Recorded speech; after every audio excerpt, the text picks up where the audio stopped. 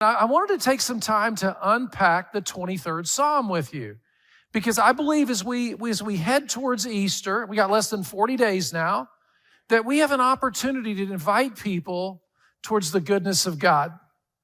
And God is such a good God, and the 23rd Psalm is one of the things that teaches us about that. You know, if you go through Scripture and you start looking at God, you'll find out that He is Jehovah Jireh, the one who provides, right?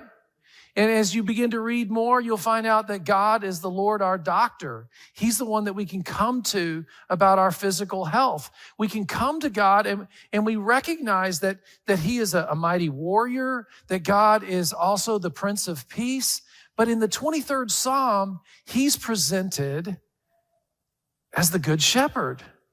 Now, about 5 years ago, exactly, we saw this global pandemic hit the world, right? We remember it. We survived it. We went through it.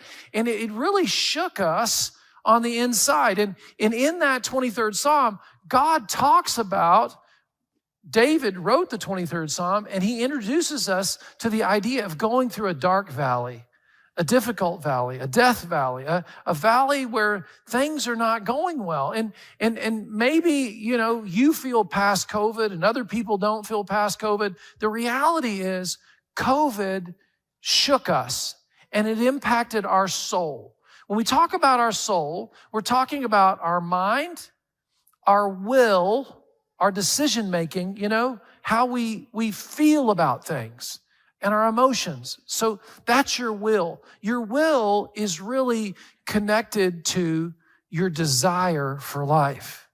That's where your will is. And God recognizes that we go through valleys, and that's why this psalm is written. So maybe your valley lately is that you had to pack up your kids and they left home. And that was a hard valley for you. Or maybe the valley you're going through is that God gave you a new baby and you can't remember what it's like to have a full night's sleep, right? See, we go through these changes in life. We go through a new job. Some of us have been through divorces. Some of us have gone through a diagnosis from a doctor and then some sort of treatment plan. We go through these valleys in our life. We had dreams, and those dreams don't work out the way we thought they would.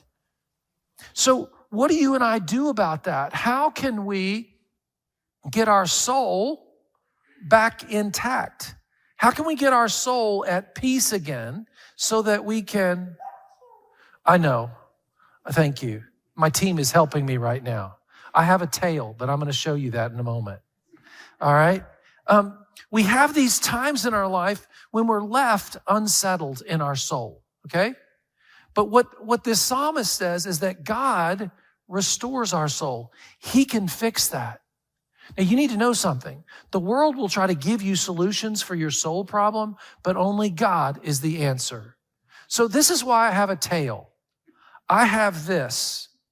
When I was a little boy, my mom and dad went to visit Israel. I was 4 years old. And when they came home, my mom brought me this sling, all right? And she brought me stones, these stones right here, from the Elah Valley, from a wadi there. And she picked up these stones, and she bought this in Bethlehem, and she brought it home to Little Doyle.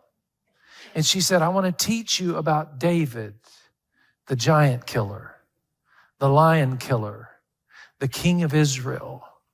And she planted something in me about trusting God, about believing God, and knowing that God would take care of me no matter where I went.